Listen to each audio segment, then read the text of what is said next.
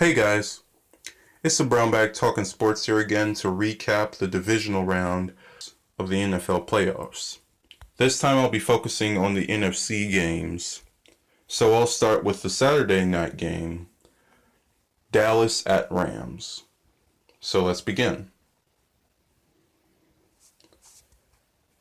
The Dallas Cowboys lost to the Rams 22 to 30. Dak Prescott was 20 for 32 passing attempts. He had 266 passing yards and one passing touchdown. Jared Goff was 15 for 28. He had 186 passing yards, no passing touchdowns, but no interceptions. In the rushing department, Ezekiel Elliott had 20 carries for 47 yards. Dak Prescott had 2 carries for 3 yards and 1 rushing touchdown. On the other side, C.J. Anderson had 23 carries for 123 yards and 2 rushing touchdowns. Todd Gurley had 16 carries for 115 yards and 1 rushing touchdown. The funny thing about this game, at least the people talking about this game, is that how the QBs needed to have a perfect game and needed to have a great game to win this. Which is really funny because the winning team's quarterback really didn't have that amazing of a game. I mean, 15 completions for 28 passing attempts isn't a good stat, especially compared to earlier performances by Jared Goff in this season. But when you have 2 running backs that combine for over 200 yards in total, as long as you don't turn the ball over, you're straight, man. And the same thing can be said about Dak for most games. He doesn't really play perfect games. There's been even games where he's turned the ball over. But that rushing game, winning that time of possession, having an efficient running back, is the backbone of any well-run offense. And especially this Dallas offense. I mean, let's go back to a big game that they won against the Saints. They dominated in time of possession. Dallas didn't really score that many points. The final score was 13-10. And there were multiple times where they had to punt the ball away, but because they had such a good rushing attack, even when they had to punt the ball away, it wasn't just a straight up 3 and out. They actually got a couple first downs and could hold on to the ball long enough so that their defense was at least rested. But judging by the stats, I mean, they just couldn't do that this game. Like I said, Zeke had 20 carries for 47 yards. The way this Dallas offense is run, the backbone of the entire game plan is dependent on the running back. But if your running back has a game with 47 yards for 20 carries, that's not going to win you anything, man. I mean, the whole Dallas offense as a whole had 50 yards rushing.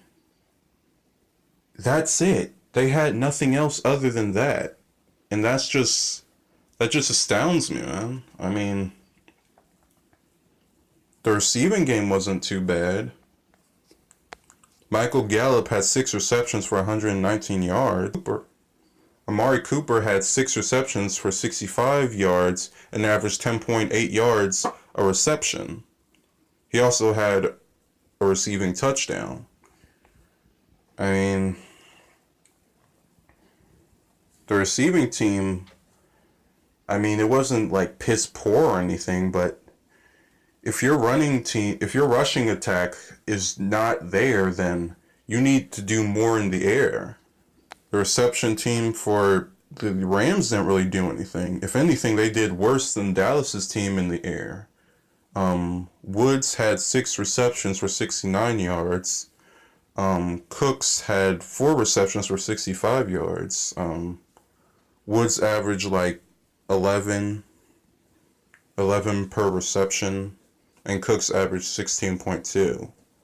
I mean, those averages aren't bad, but they're not going to win you any games if you don't have a rushing attack. But thankfully for the Rams, they had a good rushing attack. I mean, this is a very disappointing effort by Dallas's defense too. I mean, this isn't just all fall on the offense. I mean, they gave up 100 plus yards in the first half. That's just not acceptable. I mean, they just did not show up. But on the Rams side, I have to give credit to their D-line. I mean, they held by far one of the best running backs in the entire league to under 50 yards. The Rams' run defense has gotten really, really good over these past couple of weeks, and if anybody didn't notice it, they noticed it now. I mean, like I said, Dak had a pretty alright game. They got some really good pressure on him. He had to throw the ball out of bounds. He had to throw it away sometimes, and even when he threw it to a receiver, he couldn't exactly get it to the receiver. It was always like a weird kind of wobbly ball.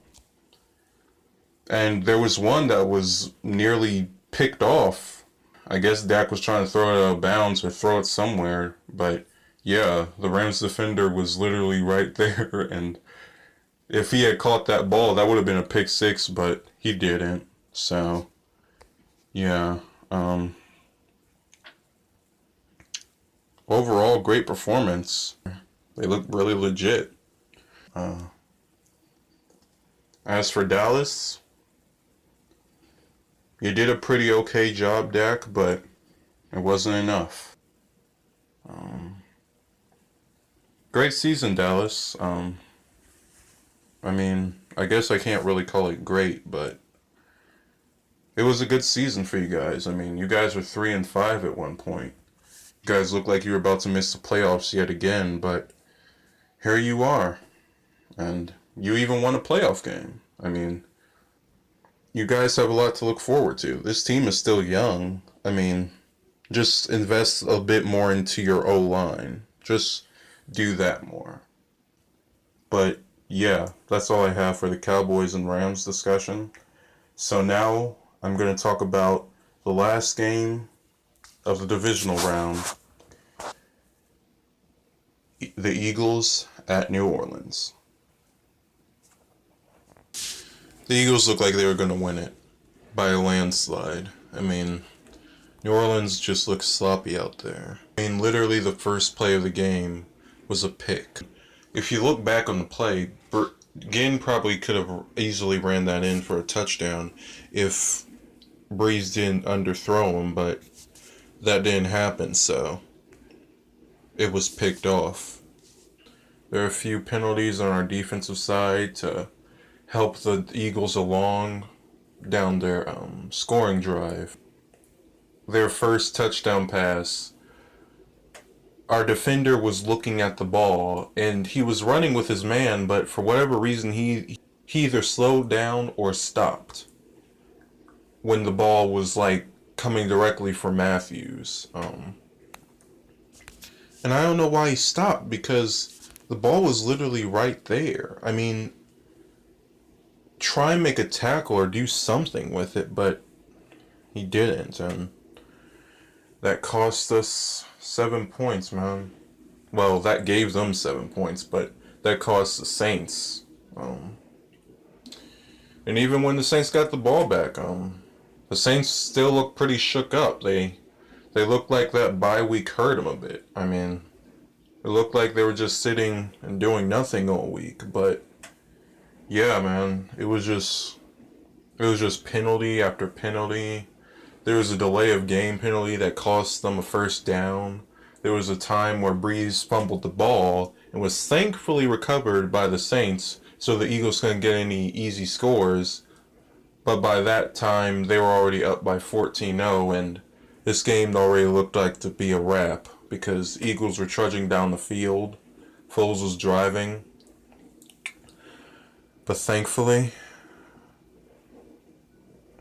Marshawn Lattimore caught a pick.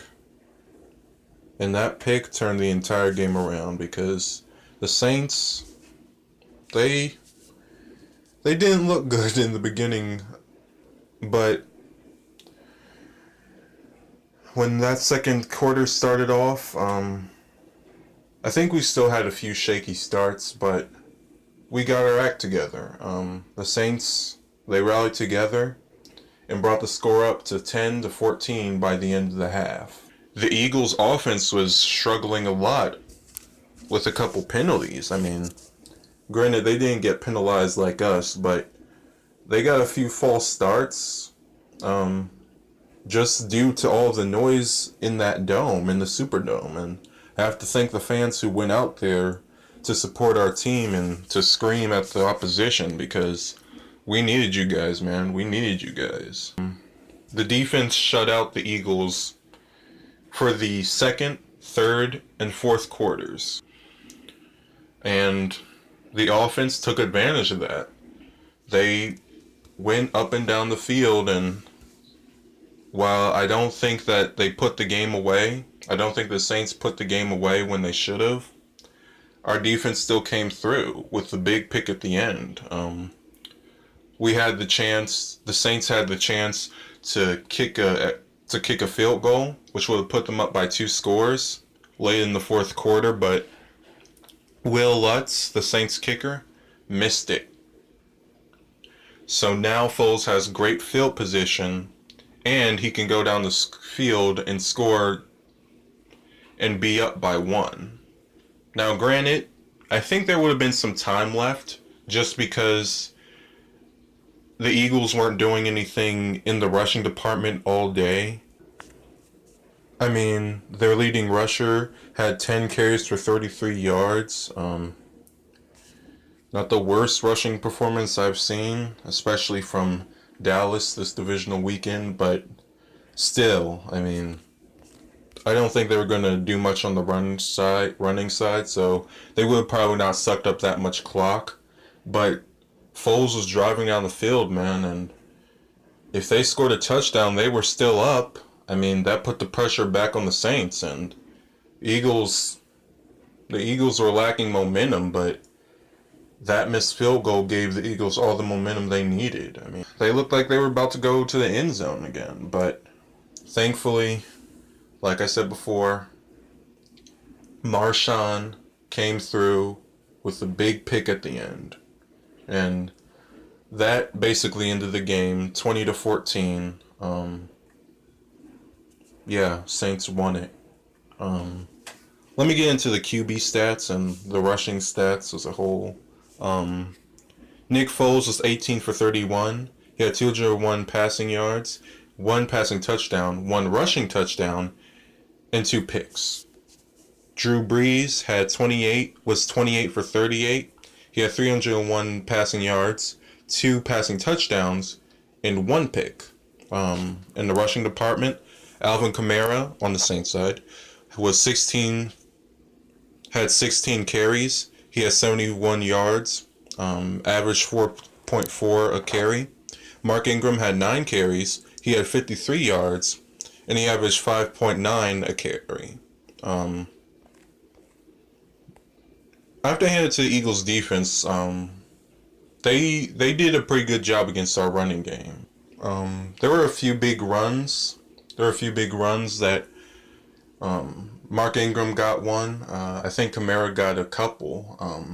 I definitely remember the one nearing the end of the game that basically sealed it. On the 3rd and 10, Alvin Kamara just busted through, and that was basically it.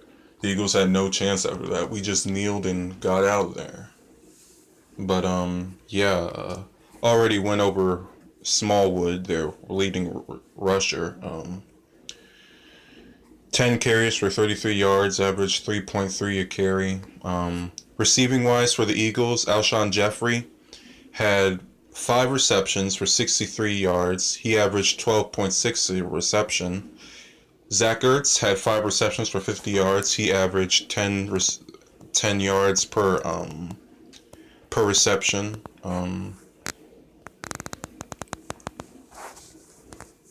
Yeah, man. Alshon, I feel really bad for him, man. First I wanted to talk about the injuries. Just a little quick thing about the Eagles. They had they had a few injuries on their defensive side in the game, like while the game was going on, and that was just very upsetting to see. Um, no matter what team we're playing against, it could be the Cleveland Browns or an NFC South rival. I don't like it when players go down in the games. That's just not a thing I wished for. But nevertheless, it happened, and even Fletcher Cox went out for a little bit. Thankfully, he came back, but yeah, man, it was just shocking to see so many Eagles hurt, and even Alshon. Alshon was playing with some cracked ribs, so dude, even Alshon wasn't 100%, but I have to hand it to him. He gave it his all, and even near the end when he couldn't come down with the ball and it landed in Marshawn Lattimore's hands. I was about to say Marshawn Lynch. Marshawn Lattimore's hands.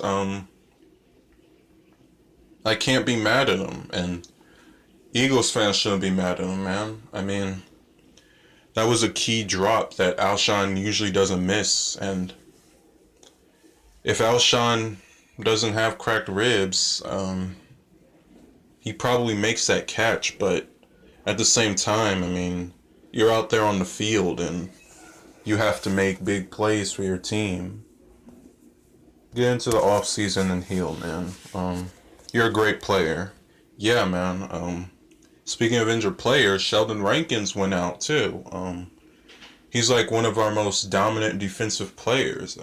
He's a great player. He had like 8 sacks this season. Had a great season for us. But yeah.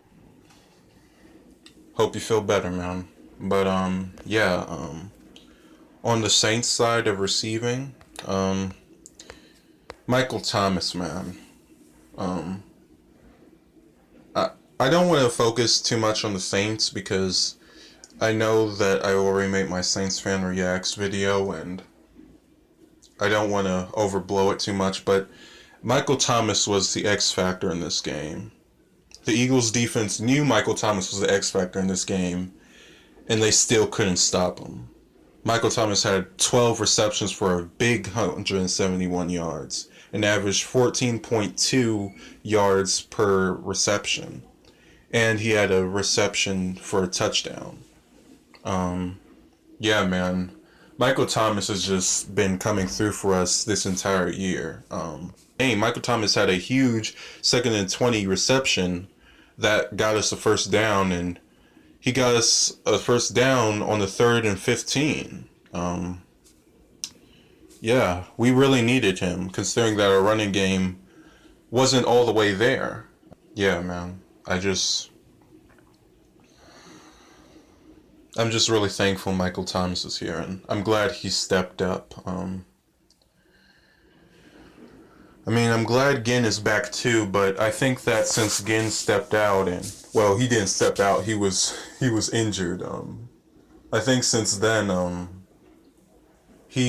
Michael Thomas just really stepped up as probably one of the best players in Saints history, in this franchise's history. But yeah, we'll keep it to this game. But yeah, Michael Thomas had a big game. Teddy Ginn had 3 receptions for 44 yards. He had 14.7 yards per reception. So, I mean, Breeze didn't throw him the ball much, but when he did, they were big gains, and I'm glad that he held on. Keith Kirkwood had 2 receptions for 8 yards. He had the first touchdown of the game, and aside from Michael Thomas and Teddy Ginn and Kirkwood with that big touchdown reception, our receiving team, there wasn't really much from anybody else. But when Michael Thomas has a big game like that, all you have to do is just get out the way and let the magic happen. I already talked about how I don't like how we didn't put this game away early. Well, I mean, it wasn't early, but it was kind of late in the fourth quarter, but we didn't put this game away. We could have went up by 2 scores, but yet we still let them in this game. And I don't like that because we can't do that against the Rams. The Rams are advancing to the NFC Championship, and even though they're going to be at our home again, they've played us before, and we nearly lost to them because we let them come back. Um, yeah, we can't make that mistake again. We have to end this game. If we have a chance to ice the game, we have to take that chance. We can't just lay an egg against them because that offense will score, and make no mistake about it. But for now, great win for the Saints. Man, we'll be advancing to the NFC Championship. The NFC Championship will be in New Orleans. I think that whole dome, that Superdome, and the Saints fans in general just have such a big impact on the opponent's game. And some teams, like the Steelers and even the Eagles in the first quarter, played with confidence. I obviously give more credit to the Steelers because they played all 4 quarters, and even though they made some dumb mistakes, they showed a lot of confidence in that game. But yeah, we're gonna really need the fans in this one. But yeah, I'm just talking Saints right now, so I'll just get off right now. Yeah, I'll get off right now, and I'll talk about the NFC and the AFC championships pretty soon. Until then, until then, Brownbag signing out. Finally, we've advanced from the divisional round. I swear, I couldn't take another heartbreaking loss like that Minneapolis thing. But yeah, I gotta go. See you guys. Just a little quick congratulations again. I'm sorry I'm tagging this in to the end of the video, but I just want to say congratulations to the Saints for overcoming your largest deficit in the playoffs, which is now 14 points. We almost did this last year. We were down 17-0 in the first half. We made a little comeback, but you guys know what happened after that, so I'm not even going to talk about that. But hey, 14 is pretty good too, and considering the way this game was going, I'm just really thankful that our team got our act together. Yeah, I just want to say congratulations to the Saints. You guys put in some hard work this divisional week, and I hope you guys will put in some hard work against the Rams. I'm gonna go for real this time, and until the previews for AFC and NFC championships, Brownbag is signing out. Congrats, Saints. Congrats.